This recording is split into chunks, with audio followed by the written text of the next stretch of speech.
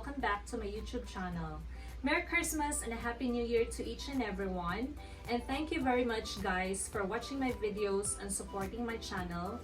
And to those who have not subscribed to my channel, I am an international student here in Canada, and I will be sharing here my experiences and personal knowledge about being an international student and the application process.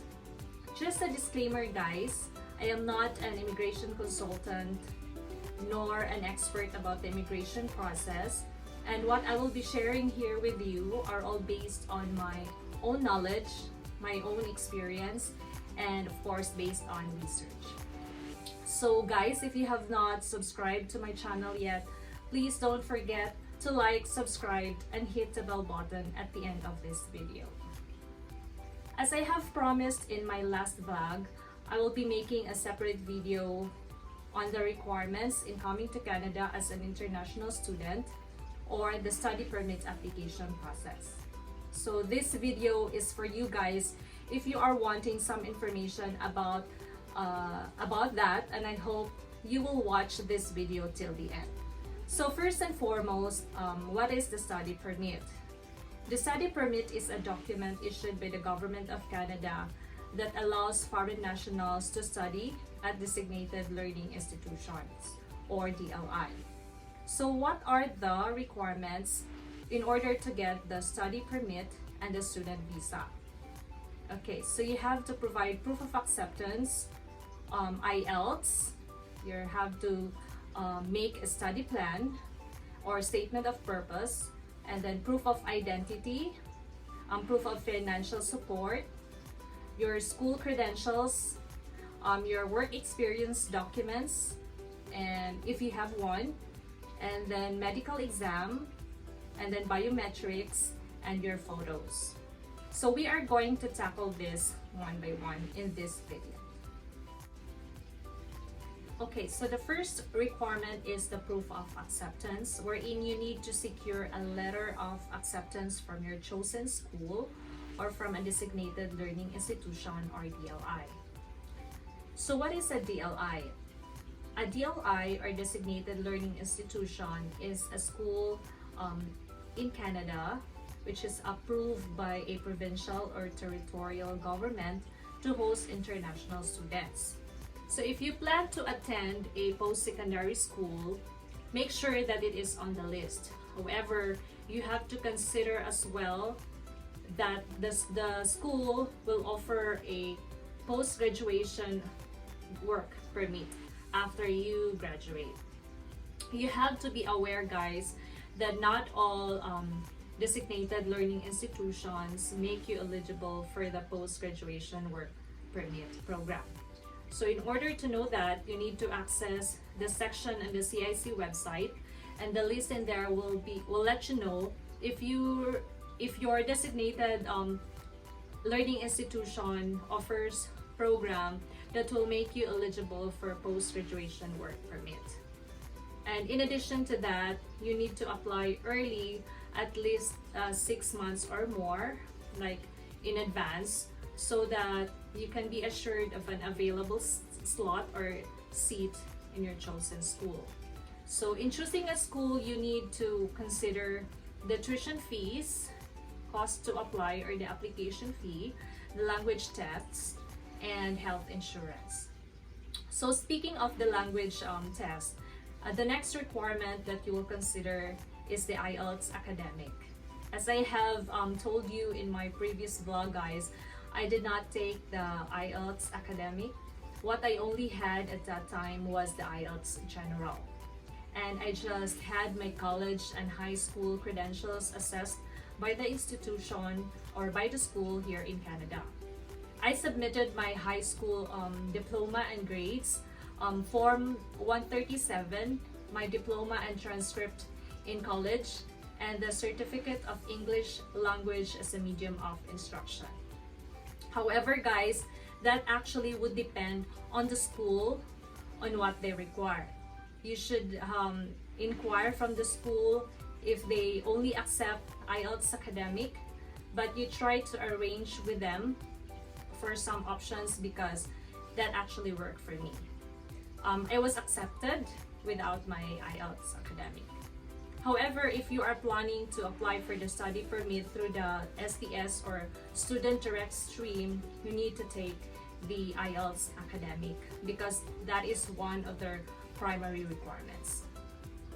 So once you now have the letter of acceptance, or you are already accepted by the chosen school, you now need to gather all the documents for the study permit application.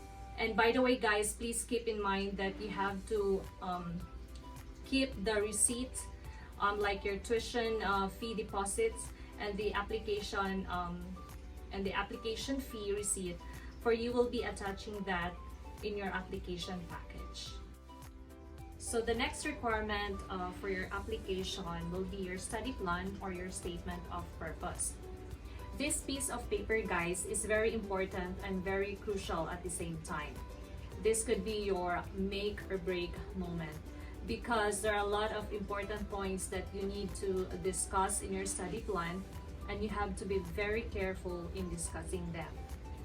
So what is this study plan? This letter will help the visa officer to understand you and your goals in life, including your goal to study in Canada. It will explain why you want to study in Canada. There are a lot of applicants that have been denied because they have not established clearly in their letter those details. So just a piece of advice, guys, you have to choose a program to take that is somewhat related to your current job or to the course you have graduated from college, so that it won't be hard for you to explain in your study plan. Of course, you have also to consider that you like or love the program you choose, and you know that you have the potential to find a job after graduation. Hence, you can take whatever program you want, but just make sure that you can surely convince the visa officer of your purpose of studying in Canada and not in your home country.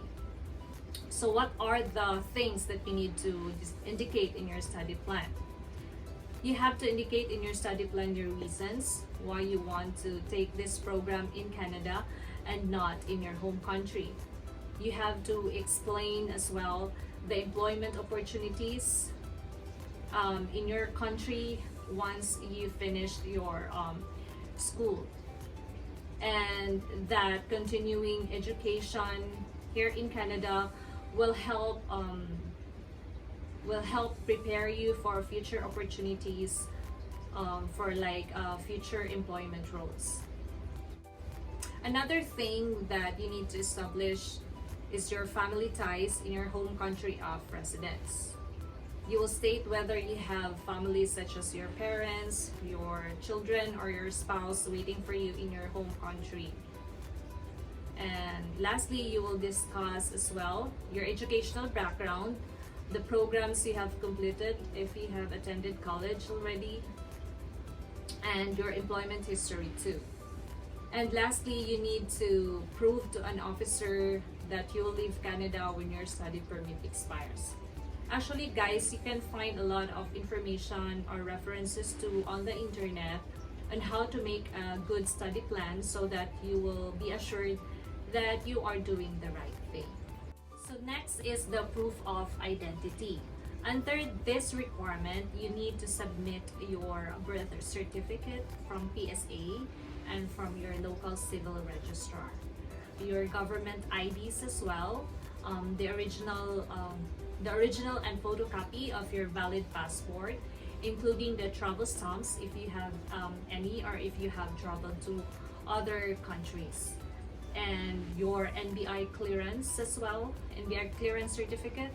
And I'd advise you guys that you get the NBI clearance when everything is almost complete, because this has an expiry.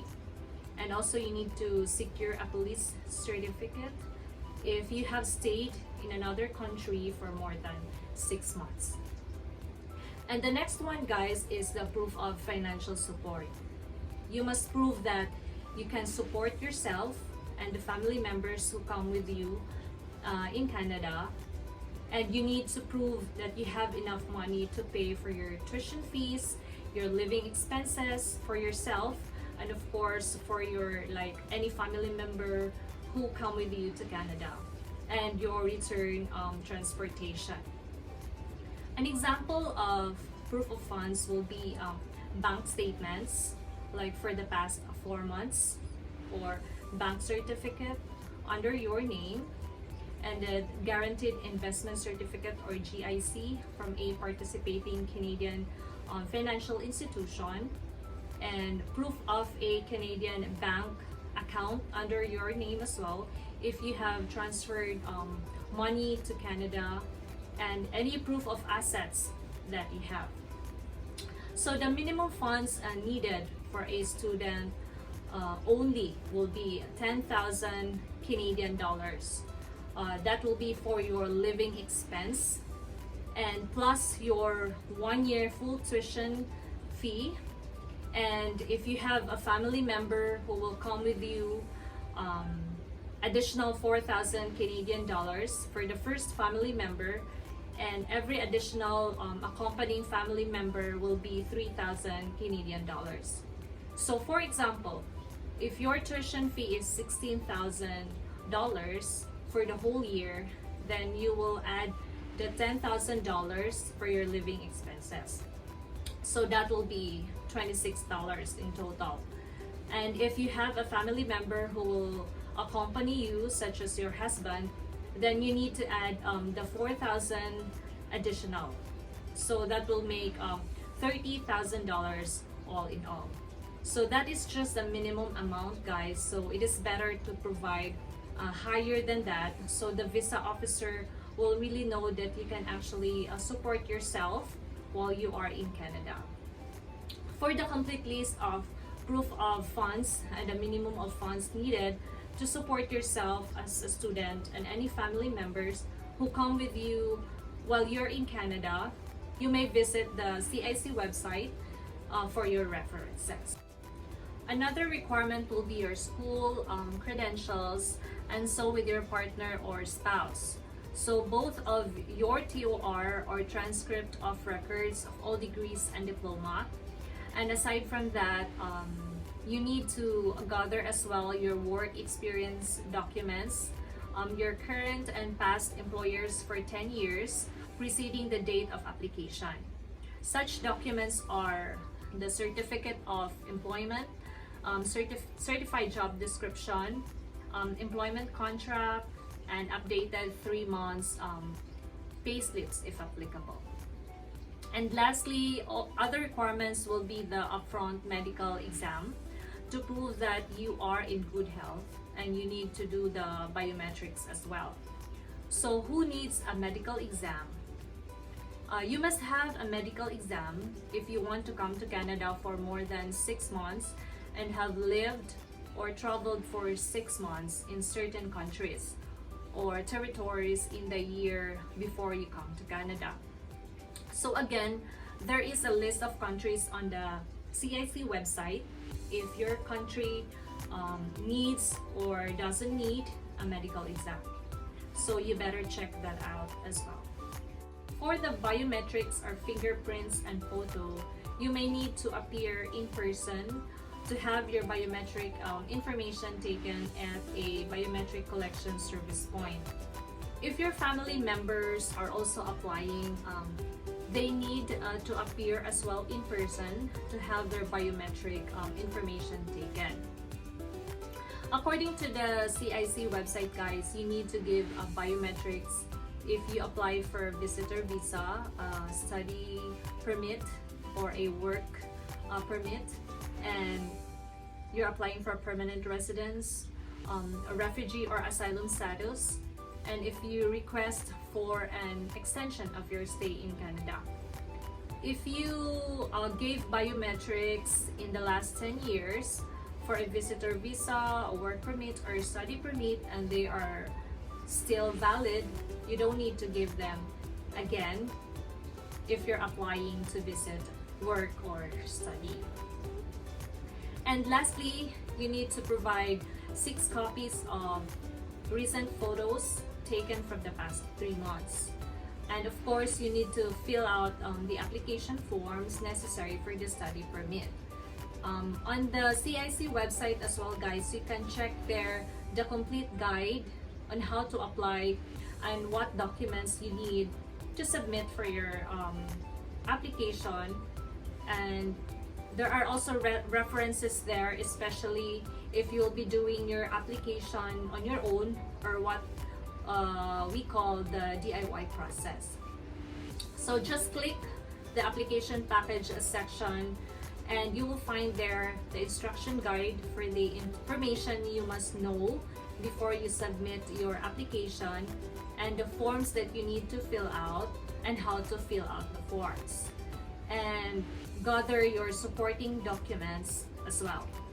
So it will be beneficial for you guys to check the website first, because you can find a lot of information there, and there is a document checklist that can assist you in gathering the supporting documents to submit with your application. So that is basically the requirements for the study permit application. And again, guys, I urge you or encourage you to do some research for you to have a sufficient and adequate information, most especially if you will be doing it on your own, for I might miss some information here. Unless you hired an immigration consultant or an agency that will assist you on your application, then absolutely you will be fine. But if you want to save money, better yet, just do it by yourself. So I hope you guys have learned something from me today. And if you find this video interesting, please don't forget to give a thumbs up. And for those who have not subscribed, please don't forget to hit the subscribe button and the bell button next to it, so you will be notified if I have new updates. Thank you so much, guys, for watching my videos, and take care always, and see you on my next one. Bye!